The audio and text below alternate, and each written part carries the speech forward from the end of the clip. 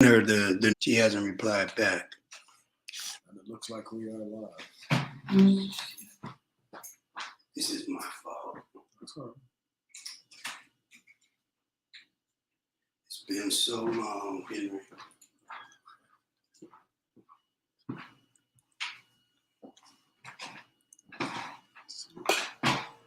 You want to roll that opening?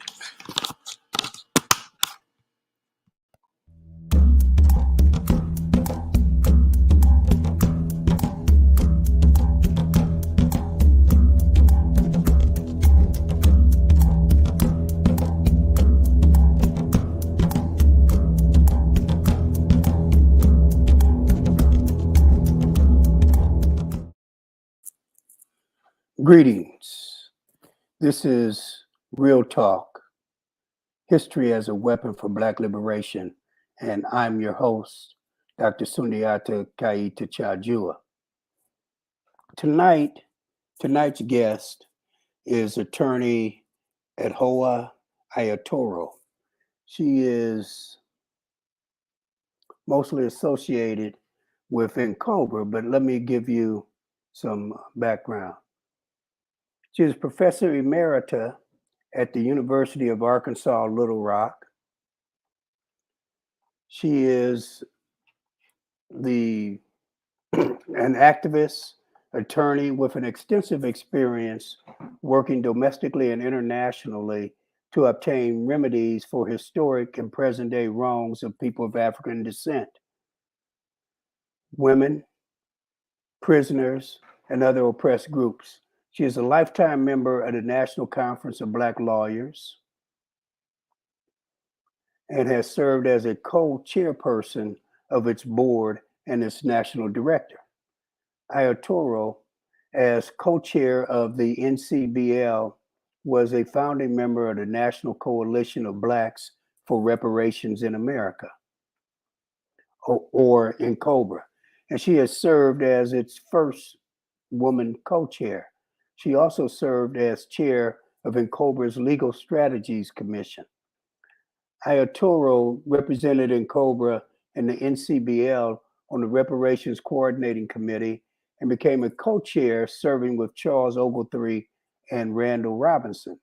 She served as co-counsel on the landmark reparations case filed by the committee seeking reparations for the survivors of the descendants of the 1921 Tulsa Race Massacre, Alexander v. State of Oklahoma. From 2016 to 2018, she served on the legal team led by Carlton Waterhouse, representing some descendants of enslaved Africans sold in 1838 by the Society of Jesus to save Georgetown University from bankruptcy. Legacy of the GU 272 Alliance. Attorney Aiyetoro was a co-counsel on Randall et al. V. City of Tulsa et al., filed September 1st, 2020, being one of the primary drafters of the petition. The case is seeking a remedy for the continuing nuisance caused by the 1921 Tulsa Race Massacre and the unjust enrichment of the descendants due to their appropriation of Black Wall Street and the stories and images of Black Tulsans injured and murdered in 1921. Okay, we are experiencing some technical difficulties, and so we're waiting for Sister Aiyetoro. Let's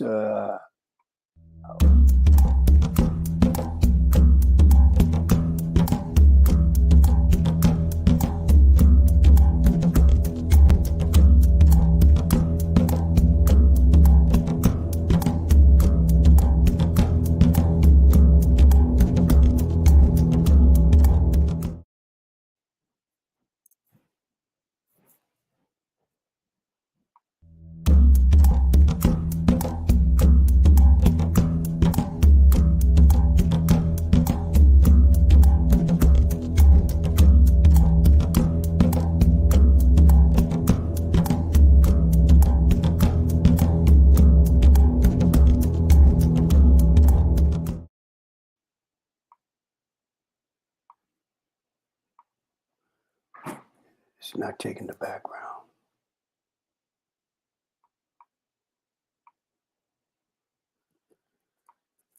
Okay. We're still experiencing some technical difficulties.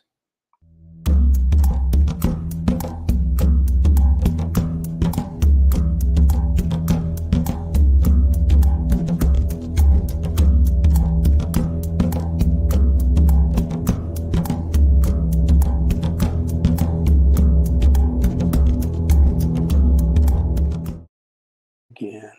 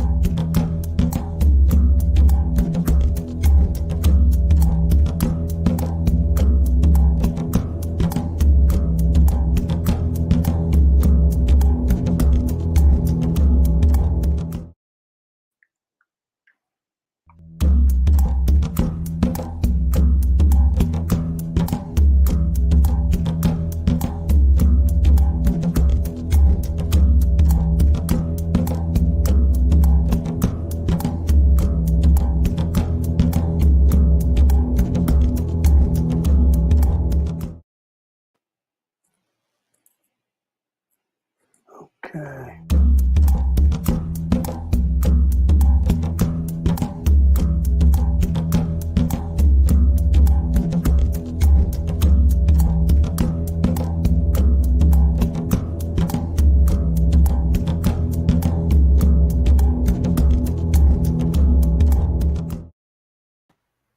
Okay. Greetings, sister. Hi. I apologize for the technical difficulties, but No it is a problem. pleasure, a true pleasure to have you here tonight as my guest, and at such an important time. I've already kind of done a summary of your CV to give people a sense of how important you are and that you've been on the front lines of the fight for reparations for nearly 4 decades. You aging me, man. You aging me. Well, I'm aging myself because I'm aware of it. But, your contributions have been immense, Thank you. truly immense. Thank you. Um, as I think I explained to you that in Real Talk, what I try and do as someone who was deeply and is deeply influenced by the work of William Cross, the psychologist, and his theory of negrescence, and which focuses on the process of becoming black, that I like to begin my conversations with my guests by trying to get a sense of who you are and how Okay. you came to be who you are. So if you could respond to the question of how did the your social class background, the place where you were born, and the time that you were born, how did that influence you becoming a radical attorney fighting for uh, black reparations? So essentially, um, I want to know, using the title of a song by Hank Ballard in '69, right? How you were blackenized and radicalized. So, Well, I I never thought I reviewed the questions you sent me. Then thank you for sending ahead of time. I'm glad because it gave me a moment to think about it. And really, the first thing that comes to my mind is it's nothing about being blackenized. Uh, I was born into a family of on my mother's side, a family that was very much uh, uh, civic minded, mhm, activists in their own right. My great grandmother on my mother's side was a co-founder in St. Louis of the Phyllis Whitley YWCA, of Annie Malone Children's Home, of a nursing home for Black people, of a tennis court in South St. Louis for Black people because we didn't have one. Uh, so I come from that. My great grandfather on my mother's side was, I think, the first or second Black man to vote in Missouri, one of those few numbers up there. Very civic minded family, very religious family, mm, very much grounded in the Baptist church back then on my mother's side, and leaders in the church. Uh, I guess on my mother's side, class wise, I would say for the Black community, strong middle class for the Black community. My mhm, great mhm. grandfather was, I believe he was a printer. And I don't think my great grandmother worked other than she was an activist. She worked in that vein. Right. They raised 5 children. Both of them were born in slavery, in the period of slavery. They were young, but they were born within that period of slavery. Uh, my great grandmother went to Lincoln Institute, I believe it was called then, in Jefferson City, Missouri, now Lincoln University. It opened for Black people, and so she got a college education. They college educated 5 children. And my mother's mother, my grandmother, was a teacher in St. Louis. My grandfather went to Meharry Medical College. He was out of, get this, it's called Blackville, South Carolina. Whoever heard Yes, of yes, Black, yes. Oh, South I actually Carolina? have. And it still exists. It's one of those all Black towns that was No, founded it's in the got white 1950s. people living in there It's got too. some white people in Yeah, Blackville. honey. So, Wasn't it originally founded but as it's a called Black town? Blackville. I'm sure it was Okay. probably mainly Blacks then, or if not Yeah, all Black. But yeah, yeah. well, he graduated from Claflin College in South Carolina, and then I don't know if he went straight to medical school or not. I know he got a grant from the federal government to go to medical school, and then in repaying it, he uh, uh, served on a Zuni Indian reservation as a Mm, physician. I think he met my grandmother, who was never left St. Louis, as I understand it. But I think he met her through my uncle, who was went to Meharry, my mother's uncle. So I would say on my mother's side, class wise, strong middle class. Not upper right, right, echelon, right, but right, strong middle right. class, and very grounded in the Black community of St. Louis. So even though they may not have, I've thought about this recently, even though they may not have been the, in quotes, highest class family in Black family, they were so grounded in Hmm. Black the St. social Louis Black institutions. community that they Yes. were treated and viewed, not just treated, viewed as having some substance within that community. My mother served on the Missouri Human Rights Commission. She was on the board of the Urban League, blah, blah, blah. On my daddy's side comes the other side of my life, or my I guess my heritage, is my father was a sharecropper in Tennessee, Mm. and What, his do you know where in Tennessee? in Milan. Okay. You know Milan, Tennessee, Milan. He was born, I believe, in Memphis, but they lived in Milan. We visited there a number of times when I was a child. So that's West Tennessee. I believe so, but I don't. Okay. Yeah. Don't get me to line. I don't remember. Okay.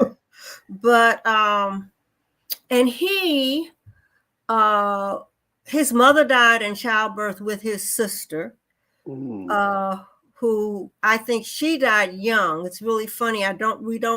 He shared some things, but I don't think she lived. I know she didn't live to be like 50 or 60. So because I would have probably met her if she had. And we never met her. So she died young. He had an older brother who we met several times. They looked just alike except complexion. My daddy was kind of looked like he was like some people call him red bone. I'm not sure if that's true, but a lot of red in his skin. Yes. And his brother was probably 4 shades darker than you. So very dark and very tall. My father was maybe, I think daddy was 5'11", something like that. Daddy, though, I think at his heart, daddy was a scholar. And he wanted to go to medical school, but he couldn't afford it. He went to Lane College. So he got his degree from Lane. And I continue to contribute to Lane, Black institution. We should all be contributing to our Black institutions. The ones that are still up and running, and lots of them are. They used to call him Professor. There in Milan, you go to Milan, and they would call him Professor Burrow, Professor Burrow, Professor Burrow. When they married, and when they moved to, tell me when you got enough. Well, here's what I'm gonna say, sister. Yeah, I really appreciate, and I'm sure our audience and future participants do, you providing us with your lineage and legacy, but you haven't talked about yourself. So tell me about you growing up in presumably St. Louis. What kind of, I know that you inherited an activist tradition from your family, but even still, you had to make a decision to become an activist. Well, right? Because not every child of an activist family continues the tradition. In fact, many resent and feel like the movement pulled their parents away from, the time that could have been spent with them. Clearly, you didn't take that tack. So can you talk about the things that you got involved in when you were younger that helped lead you to your current status in the reparations movement specifically?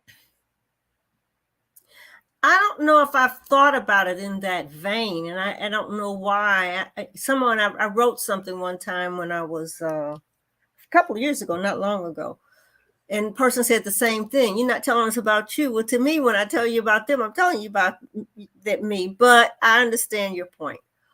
I don't know when there was a turn. If there was a turn, I think it was a progression, the next step of my family's history. I think, my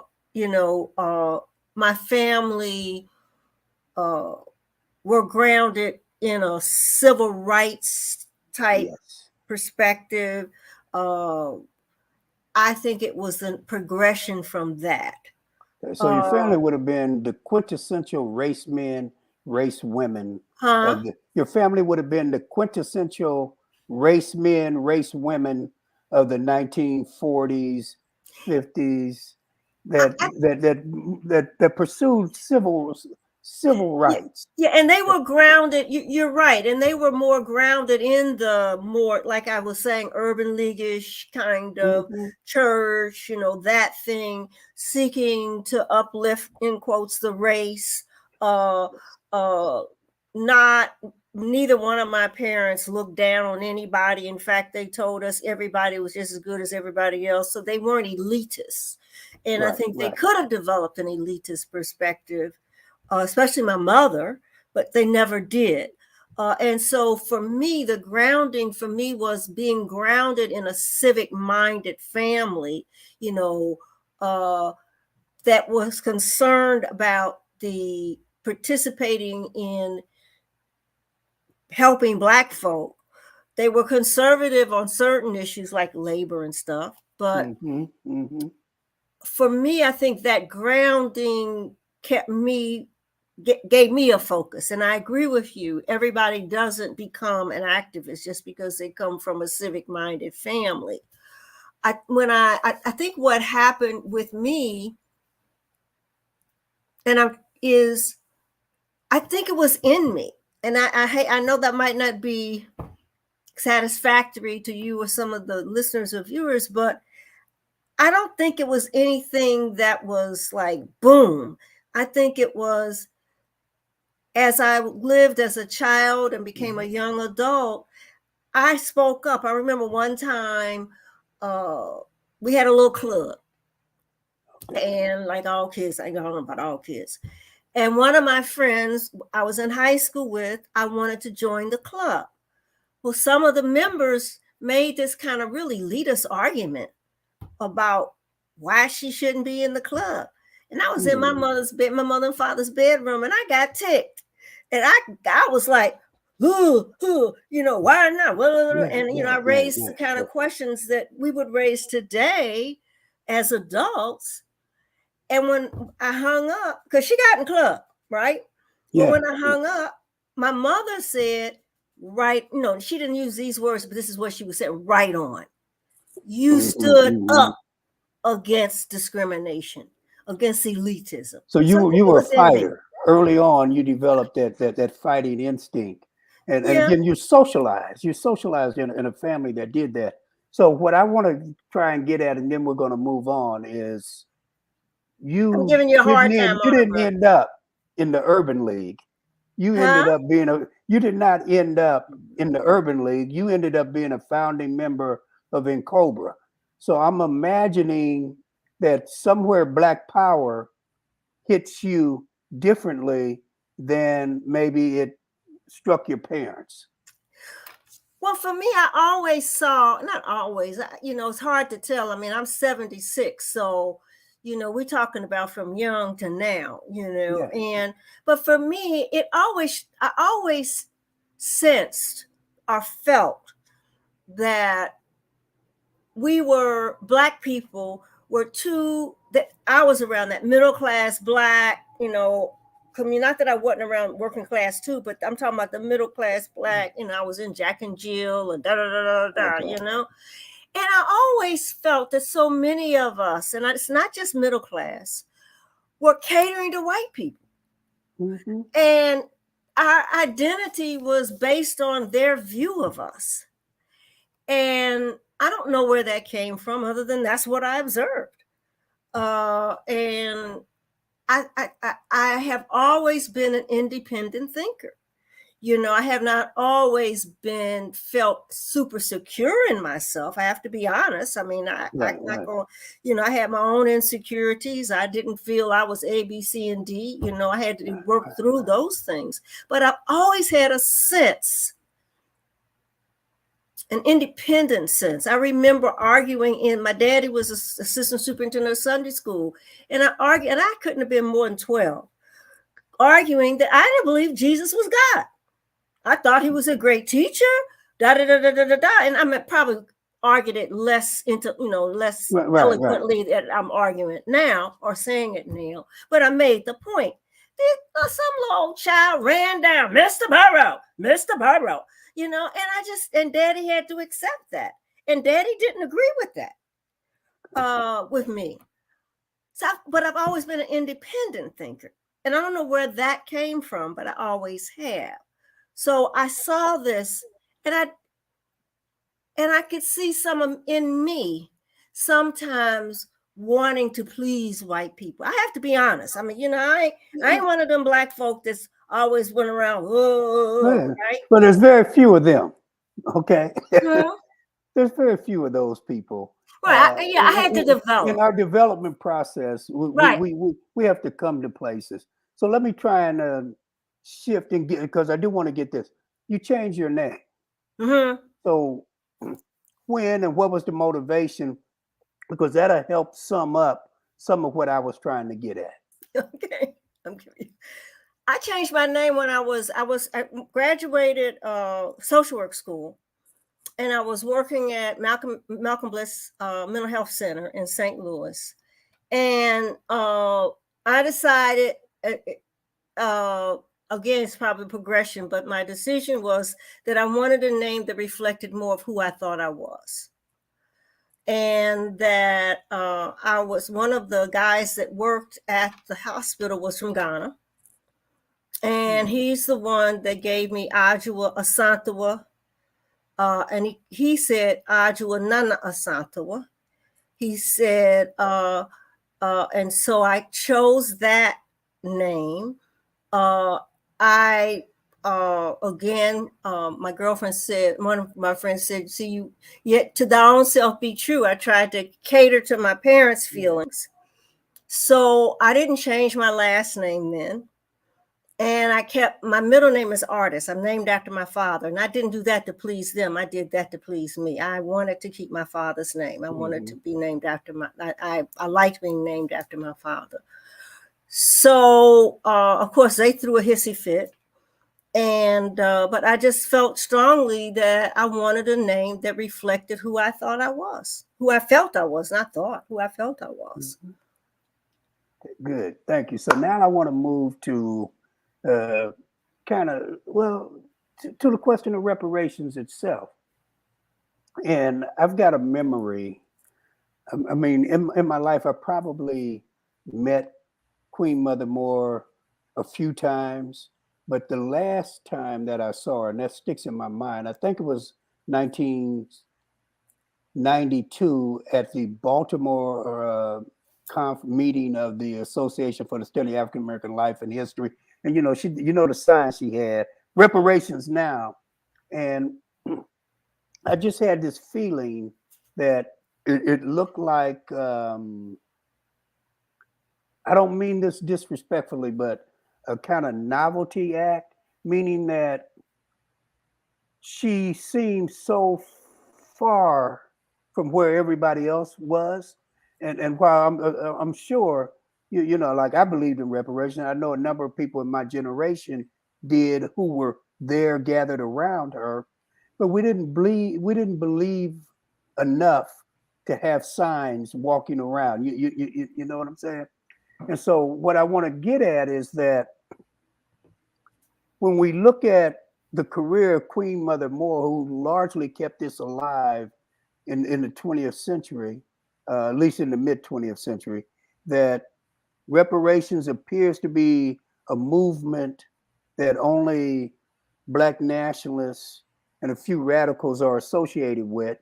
And even though In Cobra emerges in 87 and Congressman Conyers puts HR 40 forward in 89, it's still a rather small movement associated with the more militant sector of our community. Now, those people who, given their politics and class background, who would not have touched reparations, reparations is now probably one of the dominant, if not the dominant issue amongst Black folks of all classes and political persuasions. It's really become the center issue. Can you explain? And I know in Cobra and yourself, you played a center role in taking reparations from a rather fringe concern to a central concern of the African American people. So, what did y'all do? How'd you do that? Well, I think first of all, just to perhaps give my view of that history, is I don't think she was by herself in general. She may have been by herself at that meeting, but Queen Mother Moore had been supported by many groups, mainly nationalists. You're right, but there were many groups in the nationalist vein that supported her and were with her. There were others also. So that's one thing. I think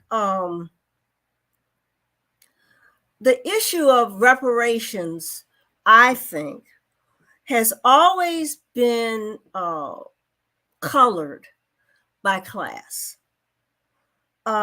We start with Callie House. I mean, even before, like, let's don't go all the way back to Sojourner Truth. or even Sojourner Truth, or the first person that we found in our research that really lifted up reparations was in David Walker's appeal. He lifted it up. That's right.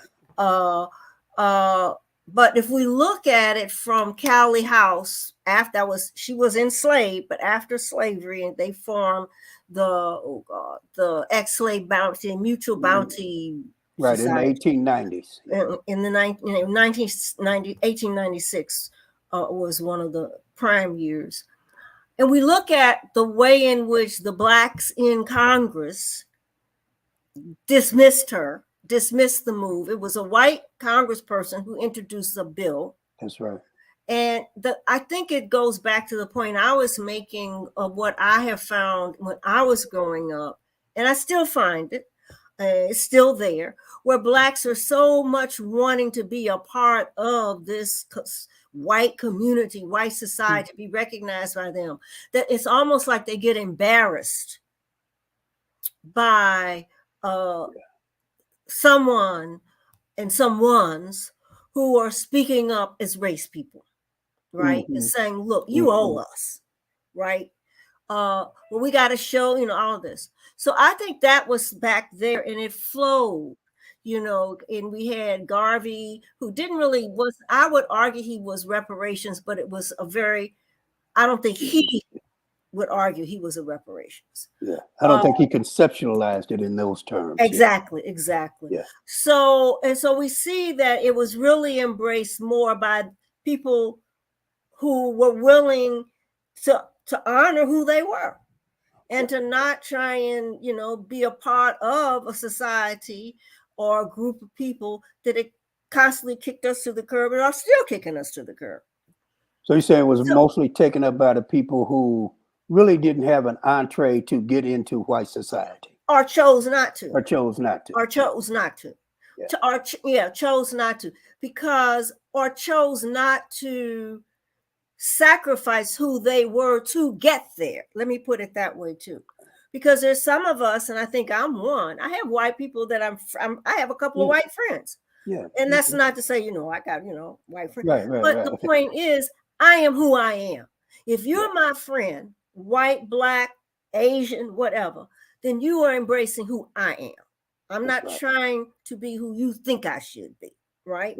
Right. So I think, I know what we did in Cobra is we said consciously, I remember some of our first meetings when we were forming in Cobra, we wanted to take it to the broader community,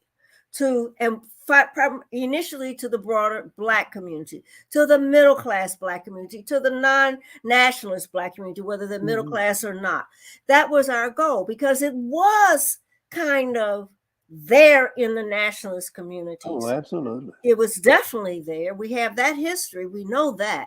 But it wasn't something that was being spoken of at the kitchen table of a school teacher who was just a middle-class Black woman or a Black man, or in the factory worker, blah, blah, blah. So what we did was we pledged. I had relation with a guy who was my mentor actually in law school. He's now deceased. He's an ancestor who was on the board of governors of the NBA, National Bar Association. Oh. So he got me to be in the meeting. Do you want to share his name? I would, but it just went out of my brain. I'll share it when it comes back to my brain. It'll come back. Don, see? Don, yeah. And I'll think of the last name in a second. But he's now an ancestor. But Don McCullum was on the board of governors. That was back in 89, 88, 89. And he agreed, supported, got me on the agenda for the board of governors meeting. The NBA embraced it and still has embraced it.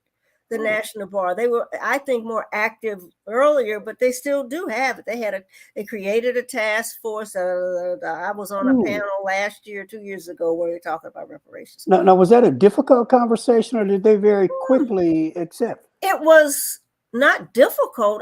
I mean, it was a thorough conversation, but it wasn't like a lot of resistance. Not at all.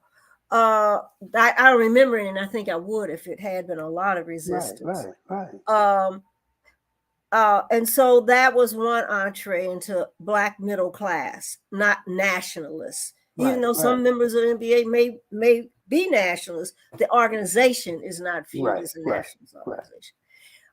Dorothy Benton Lewis, who was our staunch reparations. I don't know if any of your listeners knew of her. She's an ancestor now. She actually had been fighting for reparations for years. She lived in Alaska. I can't even remember how she got to Alaska or why she was in Alaska. I don't know if she was born in like what. Black woman. She fought for reparations in Alaska for Black folk. And she formed an organization whose name I can't think of right now, and very much respected in the nationalist community. But she was not a nationalist. But she was very much respected in the nationalist community, even before we formed in Cobra. She was one of the founding members.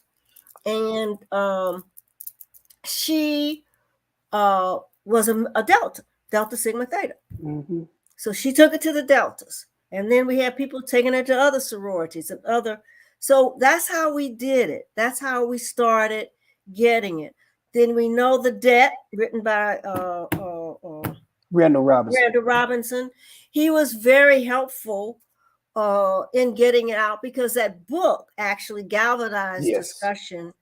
And that's how we started getting out. We had university people. I wasn't in the university then, but we had people who were starting to write scholarship about it, right?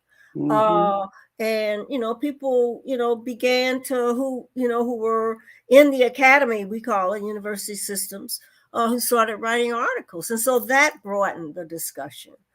And so there was a period in time that most universities that had any significant Black population, I'm not just saying Black universities, would have some kind of panel that had reparations on it. That was very much so in the 1990s, early 2000s. And it continued. It didn't expand as much as we thought, but now it's back. It's huge again, like you pointed out. So that's how we did it. And then Ta-Nehisi Coates helped tremendously. 2014 Atlantic article. That helped tremendously because he was saying things we were saying, but he had a platform. It's funny how people, and I don't know if it's just this Western society of the United States, but people are led by names. Personality. I'm not even sure people. Celebrity. People are attracted to celebrity. And he became a celebrity, at least within our community and within the I'd say within white America as well. But within the confines of academia, books, that kind of thing. No, absolutely. Now, I have an observation in terms of the reparations movement from the mid 20th century forward. And so I think about James Foreman and the Black Manifesto. And I do want to make a point that the League of Black Revolutionary Workers played a role in helping Foreman write the Black Manifesto because it was done by Black Workers Congress. But it was presented initially at the National Black Economic Development Conference. Their focus was on white churches, which certainly need to pay reparations. Then we get, and I hope I pronounce her name correctly, Deidre Deidre, Pellman former Palmer, Pellman. Mm-hmm. who in 2002 she sued Boston Fleet, and so the focus there was on corporations. And then we get to Ta-Nehisi Coates, and I would dare say in Cobra, I would dare say the National African American Reparations Commission, that's part of the Institute of the Black World for the 21st Century. That focus has been on government, and so I guess what I'm wondering is, do we stitch those three things together? Because certainly white religious institutions profited off of our enslavement, and they're big investors in property in cities and exploitation of us in that sense. And the corporations, I mean, capitalist corporations, we could talk for years about the degrees to which they have exploited and oppressed us. And of course, government institutions. So I'm just wondering, because it seems that now there's very little talk about religious institutions and corporations, and that the focus appears to be solely on government. Now, to our credit, there's a lot of focus now on local government and state government. We'll talk about maybe Evanston, but I know you testified at the California Reparations Task Force, and we certainly want to get into that. But do you see a conscious effort to work on those three fronts simultaneously? The reparations movement it started with the government, Callie House's group, and wanting a pension for the people who were enslaved and now were so-called free. But it has looked at, and I say that broadly because in Cobra has focused mostly on government, even though it understands and accepts that there are other entities like, Deidre approached us. I was chair of the Legal Strategies Commission to become a part of that lawsuit. And stuff happened down the road that we chose not to. But it wasn't because she was choosing the insurance companies, Aetna and the others. There are any number of ways and places and institutions that owe reparations, if you want to put it that way, as you've described it. We've got the in quotes families of, I think it's the Brown family The of universities, the universities, right, Georgetown, but the family of the people who person founded Brown who led University. the building of so-called slave ships and all of that. Their family, one of them, and I'm blanking her name, was very much involved with reparations and in Cobra, and her family divided about that because she felt the family owed reparations. These millions and millions and millions and millions and millions of dollars, trillions maybe, I don't know, that the family made on slavery, on the slave trade. That's right. and absolutely. So there are many areas. One of the issues I think that and we've had forums that have talked about these various places. I think people need to understand, and many people do, that slavery was supported,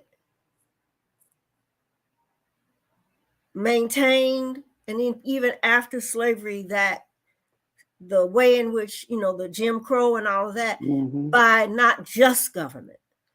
That those who gained from our oppression owe us reparations. That's right.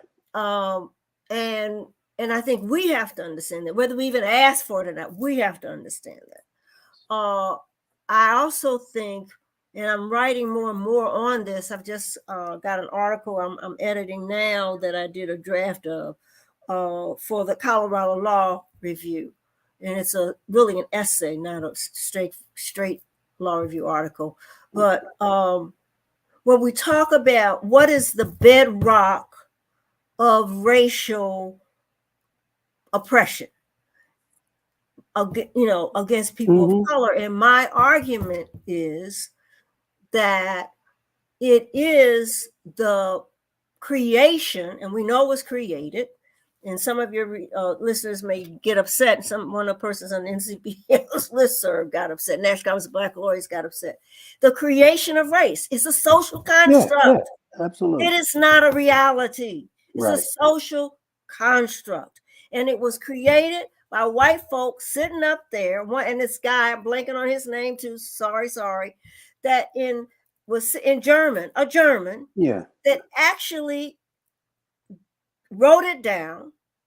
That first were white folk, and then it went coloration I think it's down. Linnaeus. Us was at the bottom. Yes. Yeah. And here we are, and it was a social construct. And it was a social construct to maintain two things.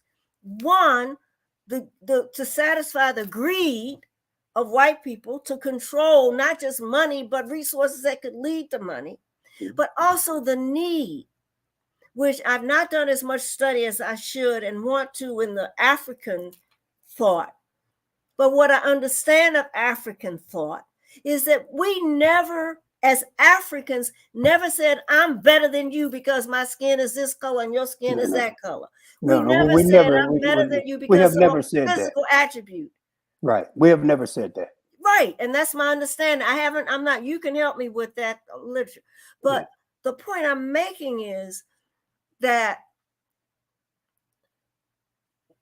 people who have built their lives on the lie of white supremacy, who have built incomes on the lie of white supremacy, who have built very institutions on the lie of white supremacy, owe us reparations. That's right.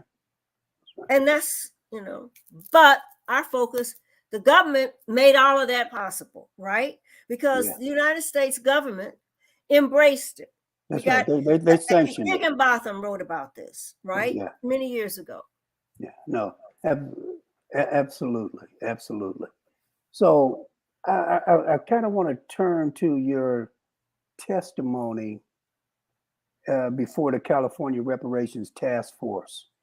I know that the current, what is this, Secretary of State, Dr. Shirley Weber, played a major role in getting the task force and pushing the reparations proposal when she was in the California legislature. Now, Dr. Shirley Weber is a former president of the National Council for Black Studies. In fact, she was the president when I became active on the executive council of NCBS. And so now, in your testimony, and you also wrote an addendum, I want you to share your overall assessment of the task force, and specifically. No, you don't want to hear that. Well, let me say this. I always assume that critique means that we identify those things that we see as moving forward, and those things that we see as hindrances, so that it takes in both the positive and the negative. But if you could just give us a sense of, is this a step forward, even with all of its problems, and share some of the conclusions of the task force. Well, I think I start at the end rather than at the beginning, because they came out, and I haven't read the report word for word. The interim report, they said they're going to have a final report in 2023. Shocked many of us. I mean, it just shocked many of us, because in the hearings, and I didn't just say in all of them, I was in 2 or 3, but I understand this happened in all of them. And I hear that from one of the strong members of that task force, Cheryl Grills, strong member of that task force. The other strong member of that task force was a sister by the name of Holder, who was an attorney, who was an attorney with the Equal Justice Society. She was a legal director for them for a number of years. And I don't know if she's in private practice now in California or just what, but she was strong. But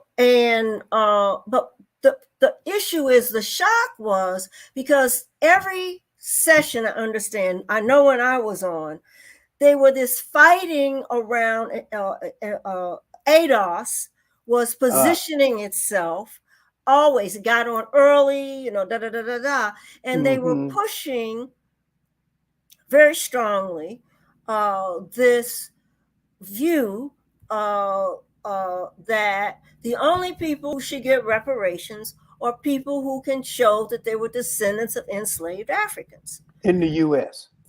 Yeah, that's they were just on in California. So we're just dealing with yeah. California right now. Okay. Enslaved Africans who were enslaved in U.S. In California. And now, of course, because it's California, it has to be enslaved in California because you're asking California to pay reparations, right? So enslaved, number one, you had to show that you were a descendant of an enslaved African in California. It made, and this is Adams's line, in U.S. enslaved African.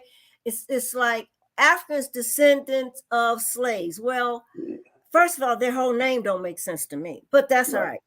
The point I'm making is not about them, so to speak, even though it is about them, is that was the fight almost every of the people getting on the mic. People, I mean, when I was in session, they were just, and no one should get it, but and they were talking bad about folk who were not descendant of, they shouldn't get it. And then they got this, what do you call it, xenophobic view about people who came from Africa or came from the Caribbean after slavery, and so they all they think they're better than us. So I was shocked. In fact, a couple of people called me and we talked and said I was scared to read the report because I was sure they were going to have something in there about, well, the only people who get because why so you am I hadn't saying run that? into the ADOS people before? Huh? You hadn't run into the ADOS people before? I was shocked that their position did not grab hold because that it didn't. Their vocal control, their vocal intercessions, the way they talked about people, they were nasty, many of them. Yes, to people. They are. But the other thing is, and it gets back to your Shirley Weber, and it gets back to the chair of the commission of that task force, Camellie, is it Brown, Camellie Brown, or something like that? And as several of the commissioners of the people, the task force members, bought into that. Shirley Weber changed her position on her legislation. Her legislation initially said, and did say, never changed the language of the legislation because the legislation had passed it, that it was for African descendant slave and all African. And I have it right in front of me, but I have it in one of the documents I sent you, which was the report I sent to them at the request of Cheryl Grills and Holder to provide them with almost like a scholarly but layman's term piece that talks about the international and domestic standard for reparations, because they were arguing that only descendants of those who were injured, enslaved, and then broaden it to other are the ones to get reparations. Weber said, well, her real intent was in her coming back because they were trying to move this argument that she really only meant Africans and descendants of enslaved Africans. The woman who was chair presented a slideshow that I commented on in that piece I sent you at the end. It was reprehensible. Yeah, it was. It was truly offensive. But sister, what I find is that this argument, beyond the fact that ADOS is a right-wing white Republican creation, right? These are Negro fascists. But their argument limits reparations to enslavement. Now, Slavery and was descendants of abolished. those enslaved, Yeah, right? yeah. When they say you got to be a descendant of those who were enslaved, or as William Darity says, at least one of your ancestors must have been enslaved. Well, slavery was abolished with the 13th Amendment in 1865. From 1865 to tonight at 7:57 p.m., we have experienced racial oppression. Slavery was one historic form that racial oppression took. It has taken other forms. And anybody who has been in the United States any number of years and they are Black, they have experienced some form of structural, institutional racism in this society. So, how can you even make an argument that would limit the victims of racial oppression in the United States to people who have an ancestor that was enslaved? It's the dumbest damn thing I ever heard, and it's designed to split our community. Well, I guess two responses I have to that. In Cobra and I know organizationally, but I say personally, the reparations are for slavery and its continuing legacy. It's not Yes. just for racial oppression. It is not just for racial oppression. It is that racial oppression that we can connect to slavery. So I'll give you an example. In slavery, our bodies were at the whim of white people. If I stole something, or if you accuse me of stealing something, I can get beaten up by my so-called master, blah, blah, blah, blah. And it didn't matter. If in fact the white person stole the same thing, Higginbotham writes about this. Judge Higginbotham was a scholar, and he wrote about this. He wrote about how the distinction, even during slavery, even immediately post-slavery, between the punishments given for the similar crime or behavior, let's call it, not even crime, behavior. If a white person could just go, oh, well, ignore it. Black people get the ultimate, right? The worst punishment. That continues. That's the legacy. Our criminal punishment system is a legacy of slavery. The police in our country, police were founded right after slavery. They were slave catchers. They created them into police. That's their origin. From the beginning, that's their origin. How can you think that they're going to ever? You can't change that. And I don't care how many Black folk you put on that force. So the point is, I don't just say racial oppression. No, they could come up with some form of racial oppression that I can connect to slavery. So it is the legacy of slavery, the continuing legacy for which we get. And that legacy impacts people, affects people who may never have had an enslaved relative in this country. They didn't ask Diallo when they shot him 40-some times. Are you the child of an enslaved African? But clearly his murder was a murder based on the legacy of slavery, what they thought based on that. I have an expansive definition of racial oppression. So it's not inconsistent with your notion of the legacy of slavery. I just argue that racial oppression is the broader category and that slavery is one of its expressions, right? But that this thing morphs. I'm working with a Frederick Douglass quote, in 1865, the American Anti-Slavery Society called what was going to be their final meeting, and they were going to disband. In their mind, the job had been done. Slavery had been abolished. And Douglass went and he said to them that slavery has given itself many names, and that you and I and we had better wait and see in what new skin this old snake will come forth. And so I see this thing as mutating in different historical moments, right? And that one moment, its origin moment is the slave trade and slavery. But I think of that as racial oppression. But again, I agree with you that the bottom line is that if you have spent any time in the United States, and you're of African descent, if you are a dark-skinned person, you have experienced hell in this damn society. And to make any different argument is scandalous and Well, treacherous, even. I guess the difference that I have with two things I think. One, I understand your point. I do understand your point. My concern is that we have to be careful not to delink it from the major crime.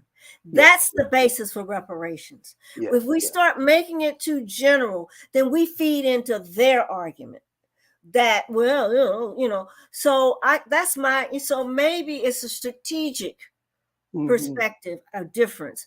Strategically, I think we have to get reparations, we have to link it to the institutional establishment of the crime against humanity that was slavery, and that they have not ended it. They have not ended. Those tentacles are still there. So that's maybe a strategic difference. I don't think we're differing overall, but I do think it's a strategic difference. The second, and I understand and accept that. Mm-hmm. I want to kind of push on this question of ADOS, though, because I've seen them similarly be very aggressive and constantly show up. And what I'm wondering is, based on what you experienced at the California Task Force, do you think that they are having a disproportionate impact on how our people are beginning to think about reparations? Is there kind of xenophobia becoming, is it infecting the broader Black community? This is how I felt some years ago when it was first raised in Cobra, back in when they started really coming to the fore. Was it 2017, 2018? Wasn't that around then? Yeah, about that time. And my argument always was, don't compete with them. Let them do their shit. Oh, excuse me. No, that's fine. Let them do it, and when there's a reason engage in argument or debate, then we engage in debate, but otherwise let them do their thing. Because I feel like we gave them more oxygen.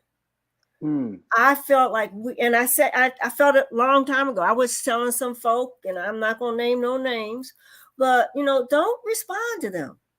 And then they're responding on Twitter and all. No. So I think we gave them more oxygen.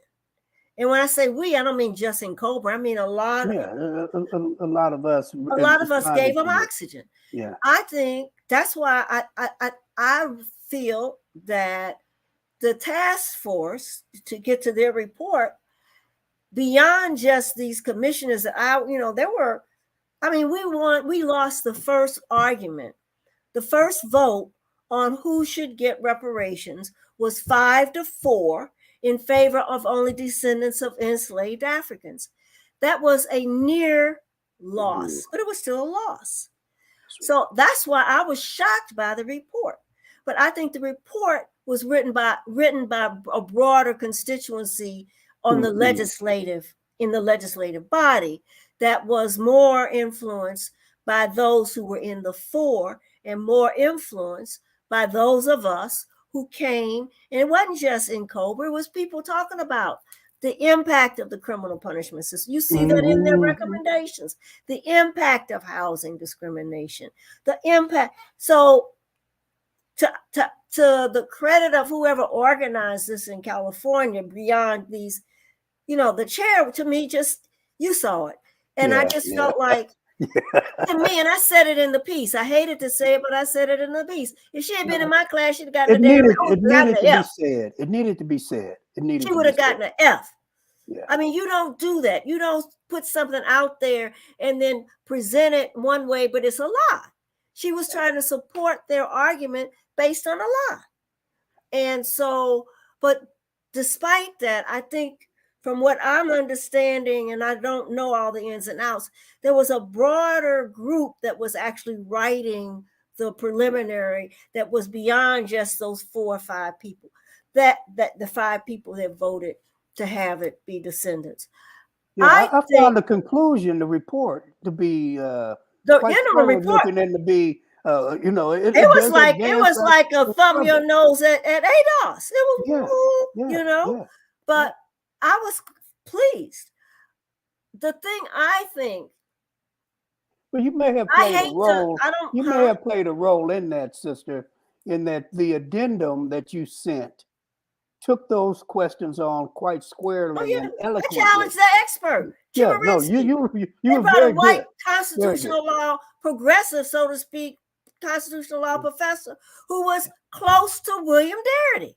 Yeah, And he basically said that he lied. And I'm sorry, I call it, you know what they say, you call a spade a damn shovel, yeah, yeah, you yeah. know? And he lied. He said that the Japanese American bill was not about race. It truly was about race. Of course You it could was. not get it if you weren't Japanese Right, American. right. You could not get it.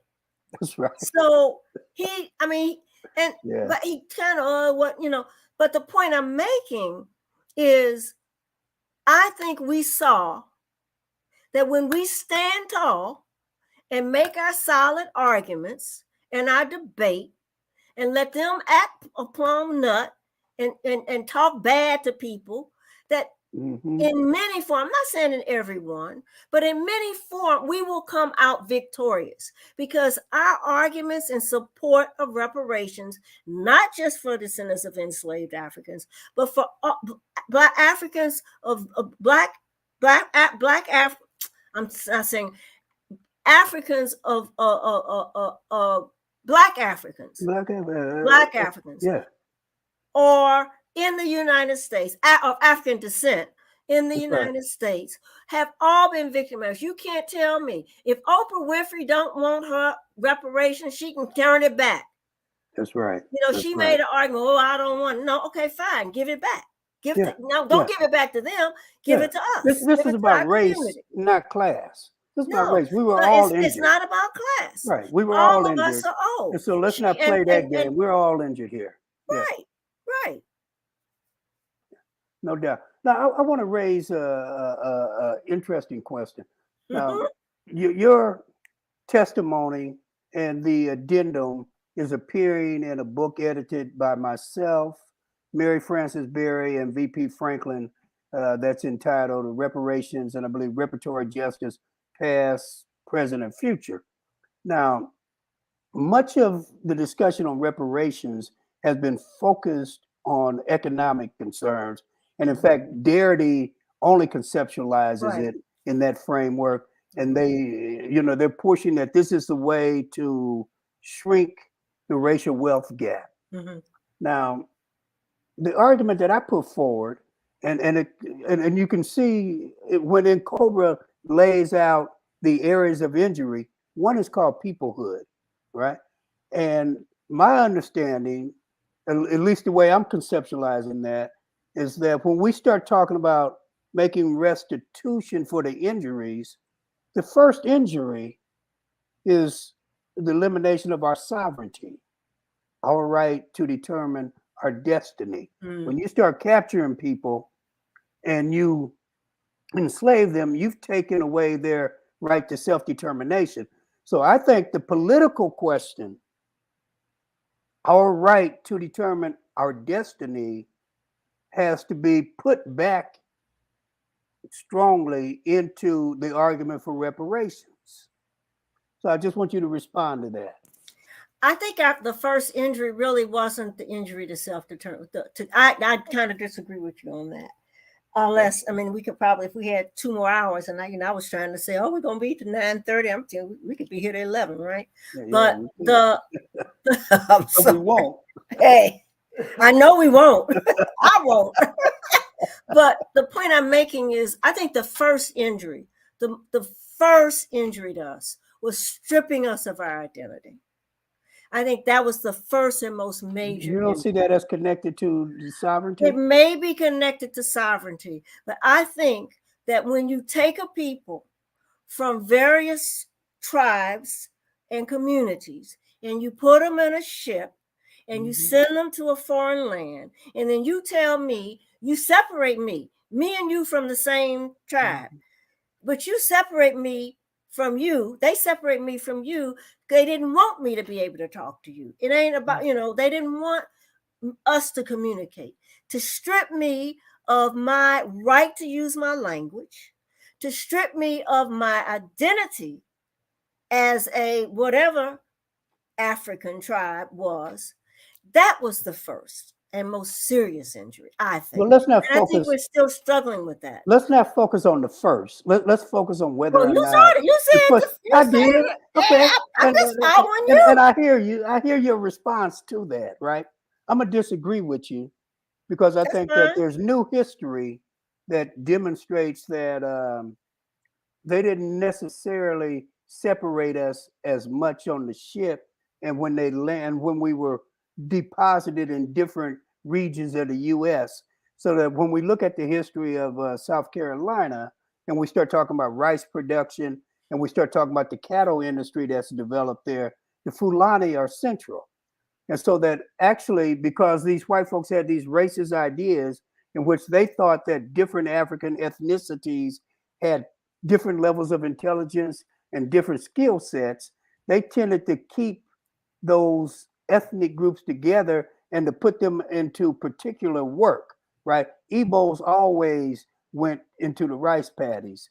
But that's here nor there. The big point I was trying to make, and I probably misspoke by saying the first, but trying to say that there are political questions around self-determination and sovereignty that need to be addressed. And that's what I'm trying to say. That is not simply money payment, whether it comes in terms of institutional resources or whatever, that's going to speak to the harm that was done. We have to have a return of our right as a people, as what Martin Delaney called a nation within a nation, to make decisions for our group.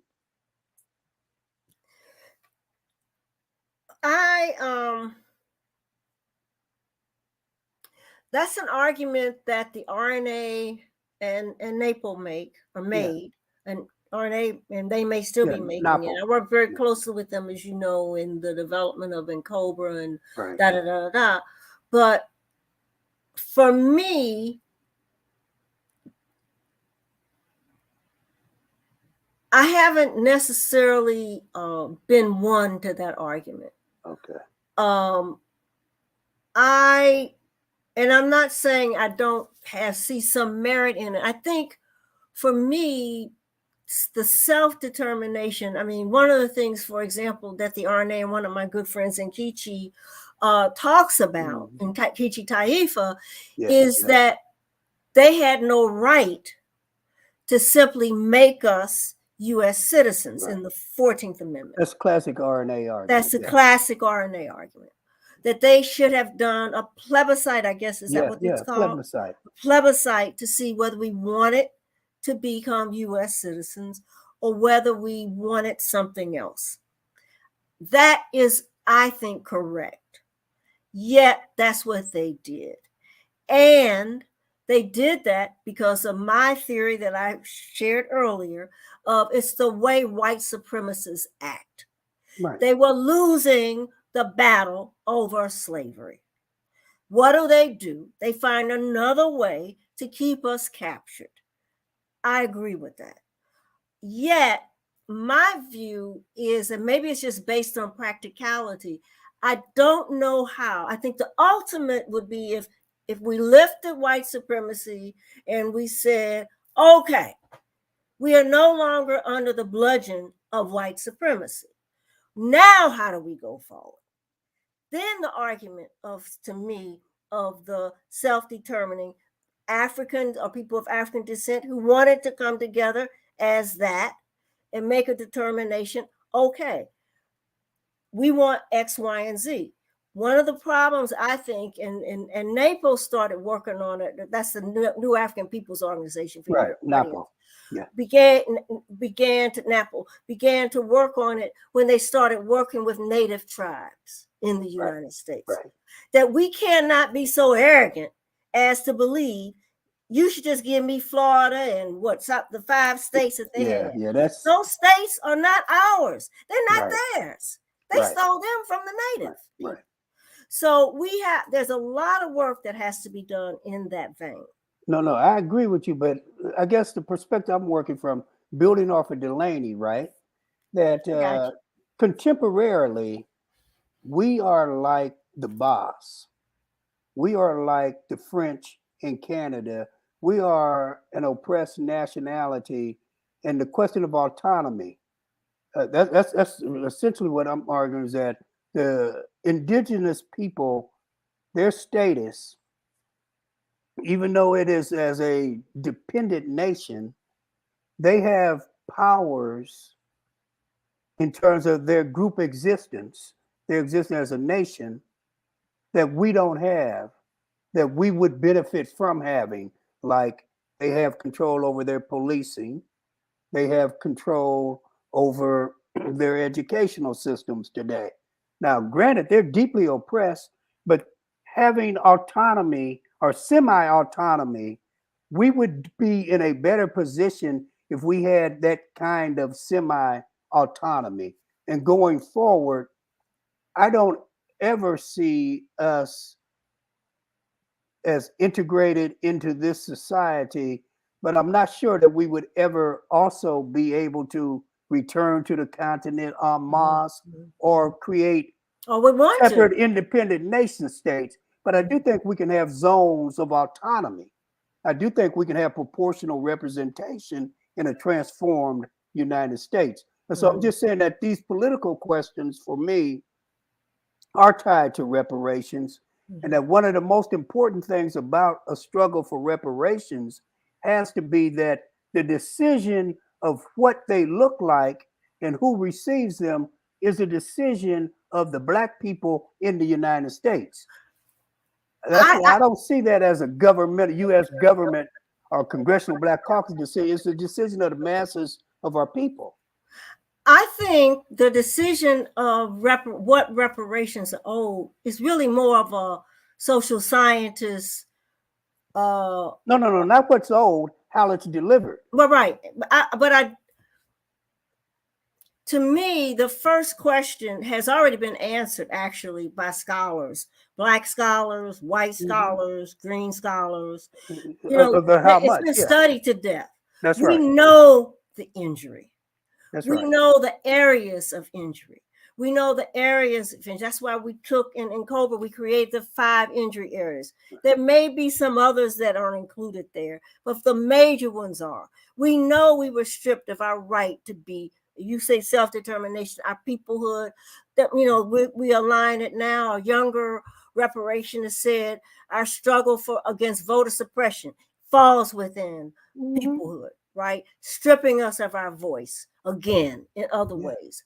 So we know that. We know wealth and poverty. We know we were denied to own our own labor, number one, but even beyond that, the differences in payment, the differences in salaries, based on race. We know each of those areas.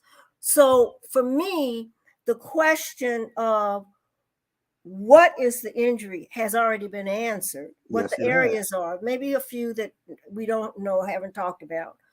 The question becomes, how do you repair that injury? And one of the things that we've talked about, and in COBRA and beyond, but I'll say in COBRA, is part of that repair goes to, for example, and that's why I like some of what I read. I haven't read it, like word for word in the recommendations. Goes to education, goes to and funding it on a grassroots level, not just giving some big university or some big school system millions of dollars and say, now you give these Black children some extra education. No, it goes to our community. It would fund educational programs and develop blah, blah, blah, blah.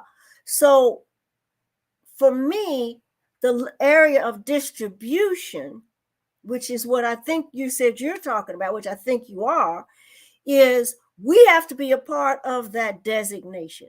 We have to be a part of that identification of programs in the community that are working to advance the lives of Black people. We have to be a part of the identification of those health institutions, education institutions, culture institutions, blah, blah, blah, blah, blah. You're right on that. The problem I see is we also have to be strong, courageous, and not cede to greed ourselves. Black people are not immune to greed. Right. And we've seen it so many times in our communities. So we have to figure out what infrastructures do we develop, or structures. I don't know if you would call them infrastructures. Yeah. We develop to make sure that the resources that are reparative resources go to the people. Go, and I'm not talking about if if your mom and daddy's a doctor and a lawyer, you can't go. No, I'm talking about everybody. Yeah, no, But it goes to right. everybody. This is racial, not class based. Exactly. And in it terms of goes to reparations. everybody. Yeah, And you don't absolutely. skim off the top with some administrative costs. No, how do you minimize administrative costs and maximize resources? It's almost like, and it's one of the things I do like about Denzel Washington, how he talks about what the Boys and Girls Club did for him and how he's a spokesperson for him. It's about developing structures that our people, not just children, can come to and get the resources, and that they are given without favoritism. And that they control the decision-making process of, because if we're not in a much more powerful position as a collectivity, as a consequence of reparations, then I would say that there's no money that's worth that. But we have to police it too. So, I know you're trying to move on, but we have to police it, because all too often, the Model Cities program, I got a lot of gray hair. I was here with the Model Cities program. And it's a lot of people that didn't like looking like us, that did not utilize the resources during that period for us. But we have to police it. We have to stop this. Well, I can't say nothing because he's Black. It don't matter. He ain't Black. He's not acting in our interest. I don't care what color his skin is. I or agree. her skin. It's not I just agree. his, it's her. We got 6 minutes, and I want you to respond to some comments in the chat. Okay. There's a lot of stuff in the chat, but not all of them are questions. But there's one by, and I hope I pronounced the name correctly, is Iyapo Yapa. And essentially, the argument is, I don't like the word repair. It implies that what they did to us can ever be repaired. It can't.